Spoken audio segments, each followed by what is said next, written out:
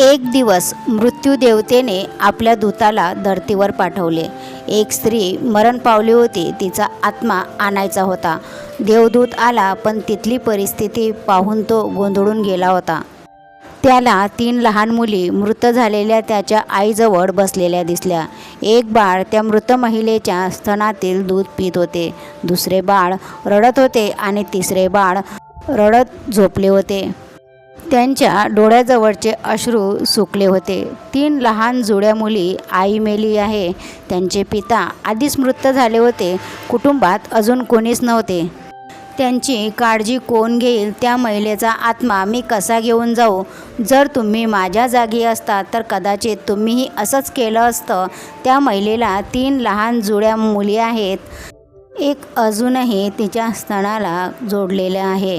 दुसरी रडत रडत झोपी गेली आणि तिसरी तशीच तिच्या आईजवळ पडून होती. अशी परिस्थिती बघून मला त्या 3ही मुलींची दया आली. दूताने मृत्यूदेवतेला विचारलं, आपण त्या बाईला अजून थोडे दिवस जगवू शकतो का, जेणेकरून त्या 3ही मुली थोड्या मोठ्या होतील? हे सर्व ऐकून मृत्यूदेवता मोठ्याने हसली आणि म्हणाली, ज्या देवाने आपल्या इच्छेनुसार जीवन दिले त्या देवापेक्षा तू जास्त हुशार झाला आहेस. देवाला सर्व माहीत असतं तरीही तू असं कसं बोलू शकतोस? याची तुला शिक्षा होईलच, आणि शिक्षा म्हणजे तुला पृथ्वीवर फेकून दिले जाईल आणि तू तुझ्या या मूर्खपणावर 3दा हसल्याशिवाय परत येऊ शकणार नाहीस. मग देवदूताला जमिनीवर फेकण्यात आले. तिथे एक चपराशी व्यक्ती ओबदार कपडे आणि ब्लँकेट घेण्यासाठी बाजारात जात होता. वाटेत त्याला एक माणूस नग्न अवस्थेत दिसला. तो दूतच होता. त्याला त्या व्यक्तीची खूप दया आली. आपल्या मुलासाठी ओबदार कपडे आणि ब्लँकेट घेण्याऐवजी त्याने देवदूतासाठी कपडे आणि ब्लँकेट विकत घेतले. तो देवदूत माणूस म्हणाला, माझ्याकडे घर नाही, कुटुंब नाही, माझ्याकडे राहण्याची व्यवस्था नाही. या भयंकर थंडीत मी काय करू? त्यावर चपराशी म्हणाला, काळजी करू नकोस, तू माझा आहेस, माझ्या घरी राहा.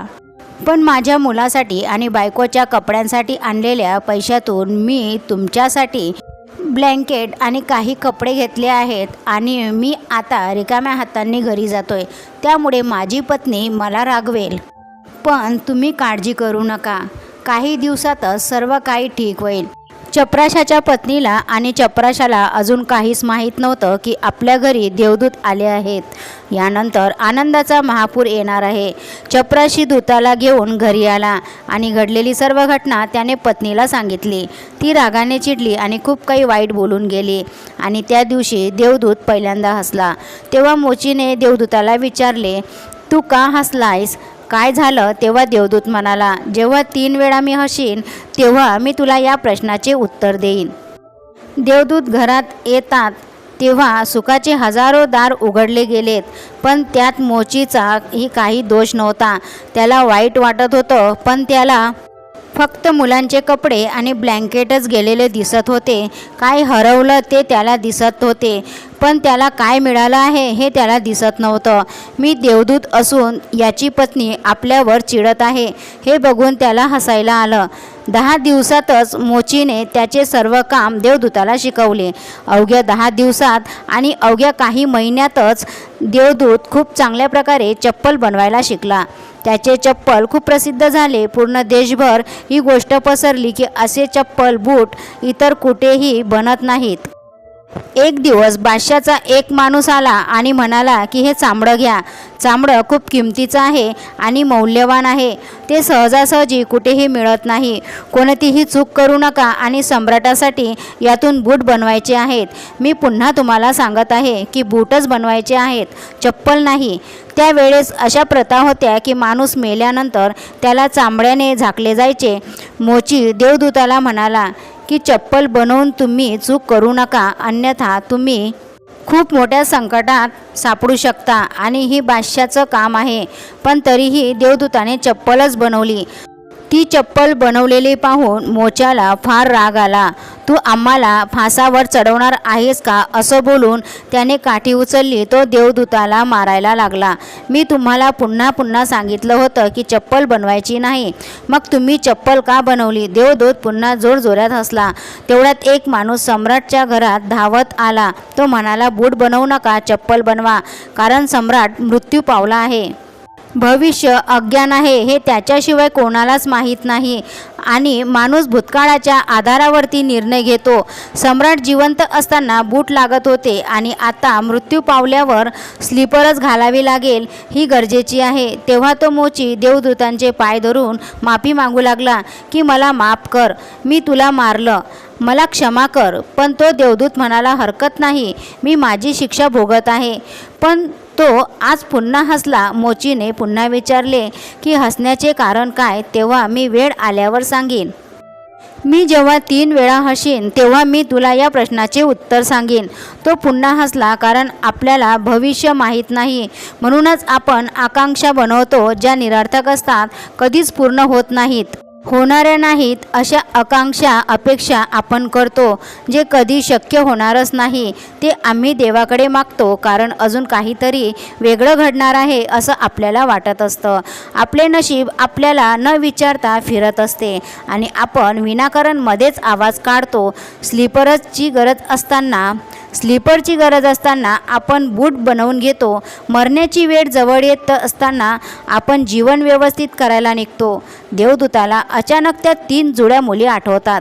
त्यांच्यासाठी भविष्यात काय आहे हे मला कसे कळेल, मी विनाकारणच उगाच मध्ये गेलो असं त्याला वाटू लागलं. आणि तिसरी घटना अशी घडली की त्या 3 मुली अचानक त्या दुकानात आल्या. तिघींचीही लग्न होणार होते आणि तिघींनीही त्याच्यासाठी बूट बनवण्यासाठी ऑर्डर दिली होती.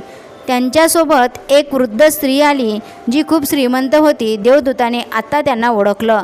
त्या 3 मुली होत्या ज्यांना त्याने मृत आईजवळ सोडले होते आणि त्यांच्यामुळे तो शिक्षा भोगत आहे. ते सर्व निरोगी सुंदर होते. त्यांना विचारलं, या 3 मुली कोण आहेत. ती वृद्ध बाई म्हणाली, ह्या माझ्या शेजारीन बाईच्या मुली आहेत. ती गरीब स्त्री होती. ती इतकी आजारी होती की शेवटी तिच्या अंगात दूध नव्हते. तसेच त्यांची परिस्थिती खूप गरिबीची होती की त्यांच्याकडे पैसे कपडे काहीच नव्हतं. फक्त 3 जुळ्या मुली होत्या. त्यांना दूध पाजत असताना तिच्या आईचा मृत्यू झाला. पण मला या 3 चिमुकल्या मुलींची दया आली. मला मुलं नाहीत, मला मूलबाळ नसल्यामुळे मी या मुलींना खूप प्रेमाने वाढवलं, यांचा सांभाळ केला. आई जिवंत असती तर या 3ही मुली गरिबी, उपासमार आणि दारिद्र्यतेमध्ये वाढल्या असत्या. 3 मुली मोठ्या संपत्ती आणि समृद्धीत वाढवल्या आहेत आणि आता या तिघीही माझ्या वृद्ध महिलेच्या सर्व मालमत्तेचे मालक आहेत आणि यांचे लग्न सम्राटच्या कुटुंबात होत आहे. देवदूत पुन्हा तिसऱ्यांदा हसला आणि त्याने मोच्याला सांगितले की ही 3 कारणे आहेत माझ्या हसण्याचे. चूक माझीच होती. नियती महान आहे. आपण जेवढे पाहू शकतो तेवढेच आपण पाहतो आणि जे पाहू शकत नाही त्याचा विस्तार खूप महान आहे. आणि आपण काय पाहू शकतो यावरून आपण कोणताही अंदाज बांधू शकत नाही. मी माझ्या मूर्खपणावर 3दा हसलो आहे. आता माझी शिक्षा संपली आहे आणि आता मी जातो, असं तो मोच्याला बोलतो आणि तो तिथून निघून जातो. देव काही आपल्यासाठी ठरवतो, जे काही आपल्यासाठी करतो आपल्या चांगल्यासाठीच करतो. भक्तांनो, आपल्याला आजच्या कहाणीतून, या कथेतून हे शिकायला मिळतं की आज घडलेल्या घटनांवरून आपण हे ठरवू शकत नाही की भविष्यात हे आपल्यासाठी चांगलं आहे किंवा वाईट. याचे उत्तर भविष्याच्या गर्भातच दडलेलं आहे.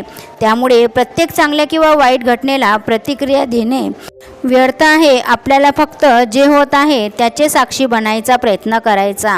गौतम बुद्ध नेहमी त्यांच्या शिक्षणात एकच आपल्याला सांगत असत की भूतकाळाबद्दल कधीही दुःख करू नका आणि भविष्याची जास्त चिंता करू नका.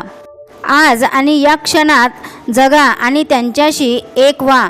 हाच एकमेव मार्ग आहे सर्व चिंतातून मुक्त होण्यासाठी. भिवू नकोस बाळा, मी सदैव तुझ्या पाठीशी आहे. श्री स्वामी समर्थ. जय जय स्वामी समर्थ. स्वामी भक्तांनो, आशा करते की हा संदेश तुम्हाला आवडला असेल. आवडल्यास आपल्या चॅनलला सबस्क्राईब, लाईक, शेअर करा आणि कमेंटमध्ये भिवू नकोस, मी तुझ्या पाठीशी आहे टाईप करा. भेटूया अशाच नवीन मोटिवेशन व्हिडिओसोबत. स्वामी तुमच्या सर्वांच्या सर्व चांगल्या इच्छा पूर्ण करो, हीच मी स्वामीचरणी प्रार्थना करते आणि आजचा स्वामी संदेश इथंच थांबवते.